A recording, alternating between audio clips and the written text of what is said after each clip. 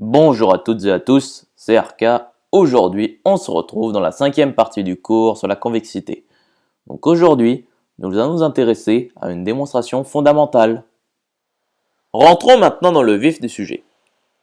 Donc l'objectif est de démontrer que f' croissante sur i implique que f est convexe sur i. Donc nous avons démontré la réciproque dans la vidéo précédente. Donc pour tout a et b de i tel que a est strictement inférieur à b, nous avons f' de a inférieur ou égal à f' de b. Donc, soit g, la fonction définie sur 0,1 par g de t est égal à tf de a plus 1 moins t facteur de f de b moins f de ta plus 1 moins t facteur de b. Donc, g est dérivable sur 0,1. Donc, pour tout t de l'intervalle fermé 0,1, g' de t est égal à f de a moins f de b moins a moins b facteur de f' de ta plus 1 moins t facteur de b. Or, g de 0 est égal à f de b moins f de b, ce qui est égal à 0. Et g de 1 est égal à f de a moins f de a qui est égal à 0. Et donc g de 0 est égal à g de 1 qui est égal à 0. D'après le théorème de Rolle, il existe un réel c de l'intervalle fermé 0, 1 tel que g' de c est égal à 0. Or, pour tout t de l'intervalle fermé de 0, 1, g' de t est égal à f de a moins f de b moins a moins b facteur de f' de ta plus 1 moins t facteur de b. Ce qui est égal à f de a moins f de b plus b moins a facteur de f' de ta plus 1 moins t facteur de b. Poursuivons alors la démonstration. Donc, nous pouvons savoir avec les affirmations précédentes que pour tout t de l'intervalle fermé de 0, 1, g seconde de t est égal à b moins a facteur de a moins b facteur de f seconde de ta plus 1 moins t facteur de b. Ce qui est égal à moins a moins b le tout au carré facteur de f seconde de ta plus 1 moins t facteur de b.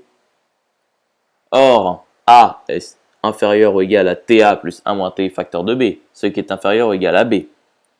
Et ab, c'est-à-dire l'intervalle fermé ab, est inclus dans i. Donc, f seconde de ta plus 1 moins t facteur de b est positif.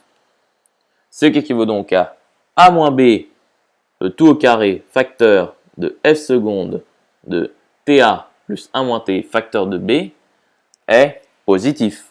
Ce qui équivaut donc à moins a moins b le tout au carré facteur de f seconde de ta plus 1 moins t facteur de b est négatif. Ce qui équivaut donc à g seconde de t négatif. Donc g' est décroissante et continue sur 0,1.